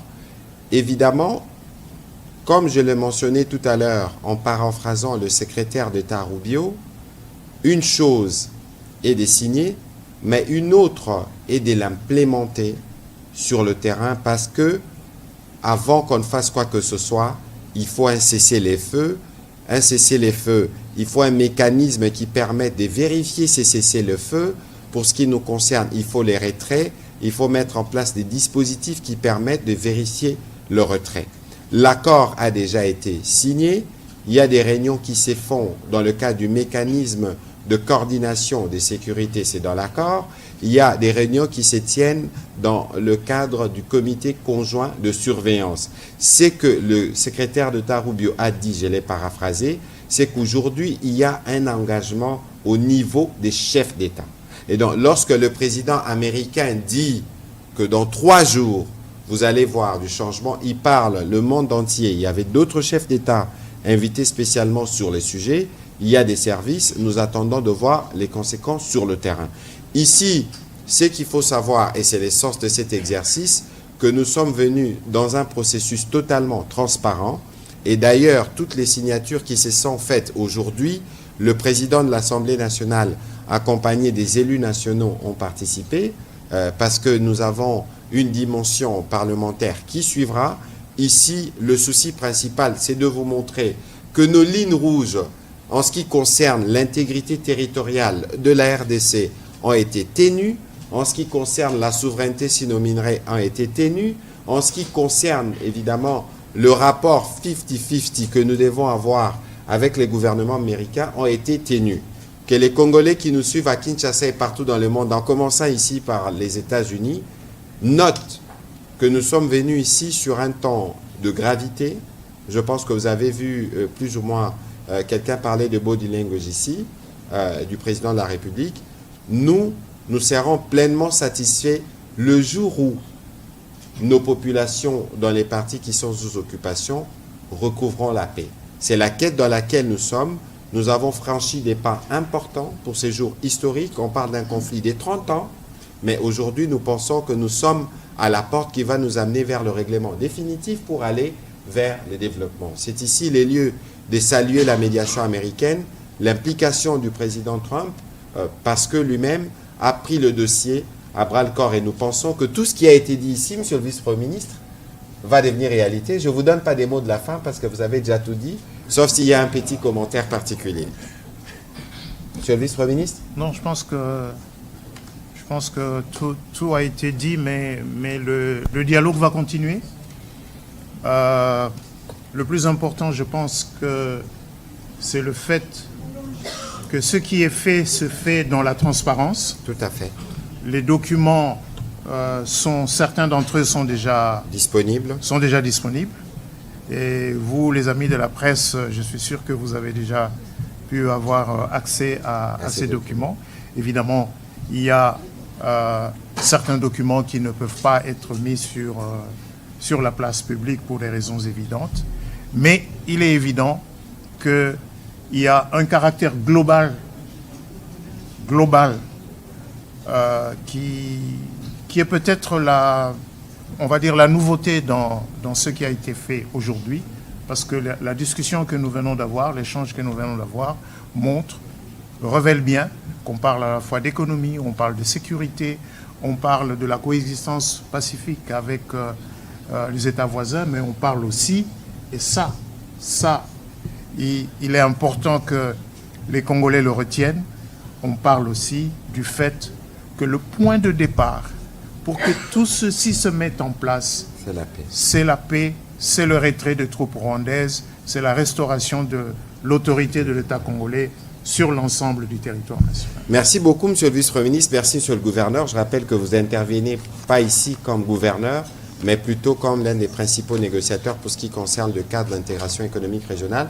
Merci à vous d'avoir été patient. La journée a été longue, mais il était de notre devoir de remplir aussi ces devoirs, permettez la tautologie, de redevabilité. Merci et bonne soirée chez vous. Merci. C'était long, mais c'était utile. C'était utile parce que...